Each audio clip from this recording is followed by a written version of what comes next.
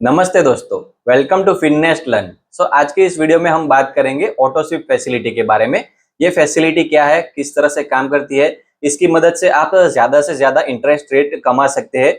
जो एफडी का interest rate रहता है वो ही आपका सेविंग अकाउंट में इंटरेस्ट रेट हो जाएगा।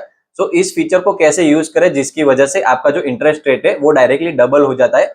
उसका पूरा स्टेप बाय स्टेप प्रोसेस समझाऊंगा। ऑटो स्विप फैसिलिटी क्या है उसके बारे में मैं बताऊंगा। इसी वीडियो में पूरे एंड तक बने रहिए, जिसकी वजह से आपका जो सेविंग अकाउंट में जो भी फंड पड़ा रहता है उसका इंटरेस्ट रेट हम डबल कर सकते हैं।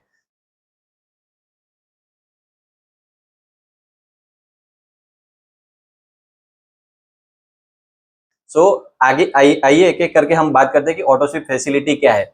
ऑटो स्विप फैसिलिटी एक्चुअली हमारी बैंक्स की तरफ से हमें प्रोवाइड की जाती है, जिसमें हमें ज्यादा कुछ करना नहीं रहता। सिर्फ एक बार अपनी बैंक में जाकर हमें मैन्युअली फॉर्म भरना रहता है, या फिर हम अगर हम मोबाइल बैंकिंग यूज कर रहे हैं तो कई सारे मोबाइल बैंकिंग एप्लीकेशन ऐसे भी है। जैसे पर्सनली मैं कोटक का यूज करता हूँ, तो कोटक में भी हमें auto sweep facility mobile banking के थ्रू एक्टिवेट कर सकते हैं।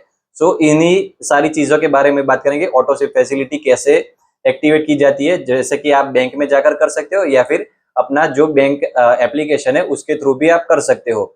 अभी ऑटो स्विप फैसिलिटी में होता क्या है वो मैं आपको समझाता हूँ।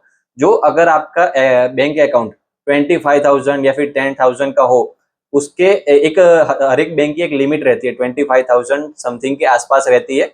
उससे ऊपर जो भी अमाउंट रहता है आपका, वो ऑटोमेटिकली एफडी में कन्वर्ट हो जाता है। यही काम है अपना ऑटो स्विप फैसिलिटी का। आइए हम आगे बात करते हैं कि ऑटो स्विप फैसिलिटी काम कैसे करती है।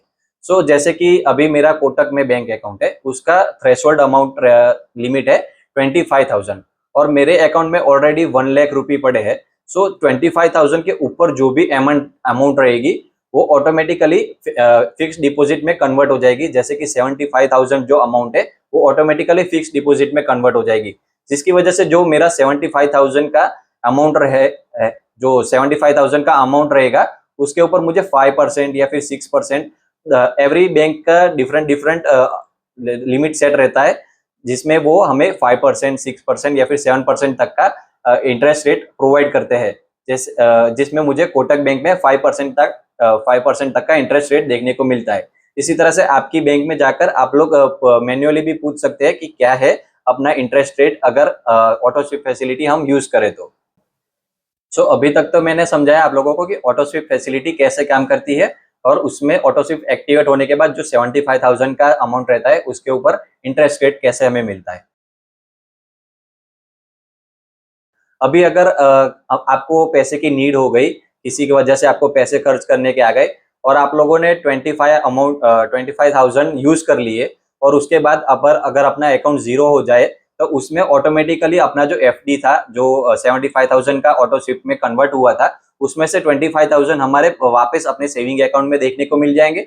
वो ऑटोमेटिकली अपनी जो एफडी होती है वो डिस्ट्रॉय हो जाती है। उसमें से 25,000 अपने ऑटोमेटिकली अपने सेविंग अकाउंट में आ जाएंगे, और बाकी की जो 50,000 रहेगी उसमें शायद हमें इंटरेस्ट रेट थोड़ा कट होके थोड़ा कम इंटरेस्ट रेट देखने को मिलेगा, और बाकी के जो 50,000 है उस पर वो एफडी कंटिन्यू रहेगी। जब भी मैच्योरिटी डेट होगी उस टाइम हमें ऑटोमेटिकली हमें पूरी अपनी मैच्योर्ड अमाउंट देखने को मिल जाएगी अपने सेविंग अकाउंट में। वो रिवर्स स्वीप होता है, जिसमें मैंने आप लोगों को बताया कि किस तरह से उसका मैं पूरा एक डिटेल एग्जांपल वीडियो बनाऊंगा। अपने जो अकाउंट है मेरा, उसमें मैंने किस तरह से ऑटो स्विप फैसिलिटी यूज कर रहा हूँ, और उसमें क्या बेनिफिट और डिसएडवांटेज है उसके बारे में आगे बात करूंगा।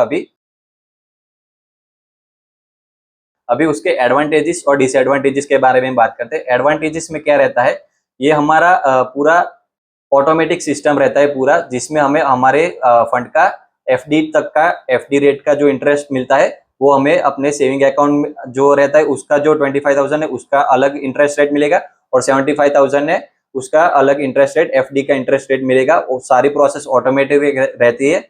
और उसी के साथ अपना जो फंड है वो हमें इमरजेंसी फंड के तौर पे अगर कहीं यूज करने को नीड पड़े तो वो हम ऑटोमेटिकली वो भी हम यूज कर सकते हैं। यही कुछ एडवांटेजेस के बारे में बात करनी थी, कि ये सारे एडवांटेजेस है अपने ऑटो स्विप फैसिलिटी में, जैसे कि हायर इंटरेस्ट रेट और कस्टमाइजेबल अपना पूरा फंड रहता है। आगे डिसएडवांटेजेस के बारे में बात करें तो अपना जो फंड रहता है जो हमने ऑटो स्विप के थ्रू एफडी में कन्वर्ट किया है। अगर उसमें से आपने फंड उठाया किसी भी वजह से, अगर आपको जरूरत पड़ी लेकिन आपको उठाना पड़ा, तो उसमें अगर 75,000 में से 25,000 उठाए तो बाकी के 50,000 है उसमें शायद इंटरेस्ट रेट कम हमें देखने को मिले, जिसकी वजह से मैच्योरिटी के टाइम हमें थोड़ा कम अमाउंट देखने को मिले। इस तरह की प्रॉब्लम आ सकती है। और भी एक दो प्रॉब्लम है, जैसे कि टीडीएस एप्लीकेबल हो जाता है, क्योंकि ऑब्वियसली टैक्स तो कटेगा ही। उसके अलावा आप टैक्स स्लैब में आते हो तो टैक्स स्लैब के मुताबिक जो हमारा परसेंटेज रहेगा वो हमें कट करवाना रहेगा, 10% या फिर 15%, उस तरह से रहेगा। उसी के साथ डिफरेंट डिफरेंट बैंक्स के डिफरेंट डिफरेंट रूल्स रहते हैं थ्रेशोल्ड अमाउंट के और एफडी इंटरेस्ट रेट के। सो वो आपको डिफरेंट डिफरेंट लाइकली देखने रहेंगे, कौन सी बैंक में अच्छा है, कौन सी बैंक में बुरा है, वो सब आप देख के अकाउंट ओपन करवा सकते हो कोई अच्छी बैंक चूज करके। सो यही सारे एडवांटेजेस एंड डिसएडवांटेजेस थे अपने ऑटो स्विप फैसिलिटी के, और उस ऑटो स्विप फैसिलिटी क्या होती है उसके बारे में मैंने डिटेल में समझाया। अभी नेक्स्ट वीडियो हमारा रहेगा कि ऑटो स्विप फैसिलिटी कैसे, लाइव एग्जांपल दिखाऊंगा कि ऑटो स्विप फैसिलिटी कैसे काम करती है।